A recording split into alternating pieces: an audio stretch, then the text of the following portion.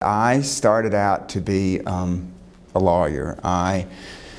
Both of my parents were lawyers, and I loved, I didn't really know that much about the practice of law, but I loved politics. My dad was very involved in politics, and so I grew up as a kid. He ran campaigns, did those kind of things. So I grew up loving that. And then I did what I always knew I would do. I graduated from college and I went to law school, and I hated it. It was horrible. There were a lot of signs there all along that I should have recognized, I guess, when I was a kid.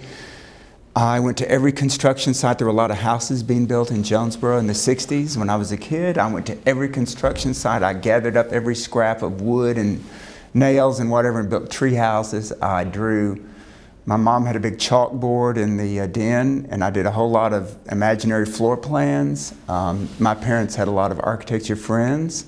It just never connected until I went to law school and really hated it, and walked by that architecture building every day and would look up and fantasize about what they did. And so I quit law school and got into architecture school. I had that political science degree, and I went to architecture school, and I remember at the time thinking, what a total waste of time. I have this degree in political science. It was just totally out the window, gone. I'm starting all over again. But once I got out of school and began to practice architecture, it started making sense to me a little bit that there's a lot of politics in business in general. So as my career evolved, somehow I sort of naturally evolved into a leadership position, because I think that my skills as an architect may not be that great, but I think I do have good people skills. I like dealing with people. Cromwell Architects, it's been around a long time.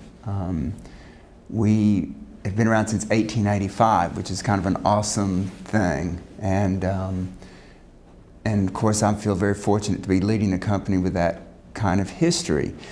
We do work all over the world and all over the United States, and I'm really proud of that. We bring money into this state. You know, there are a lot of, we bring revenue into Arkansas. A lot of the money that we make is money from out of state coming into Arkansas to pay our employees, pay our taxes, and those kind of things. So I think as a company, I'm really proud of what we contribute to this state that way. When I went to law school, there was the former dean. He's now deceased. His name was Richard Atkinson. When I went to law school, it was his first year. He came to Fayetteville with Bill and Hillary Clinton. He was in law school with them, and he came to Fayetteville and was a young professor, and he was my professor. And he was my advisor. And when I talked to him about how much I hated law school and how much I really thought I'd prefer to be an architect, he was very supportive. I take a lot of pride in what I do. I take more pride in what the people that work with me do.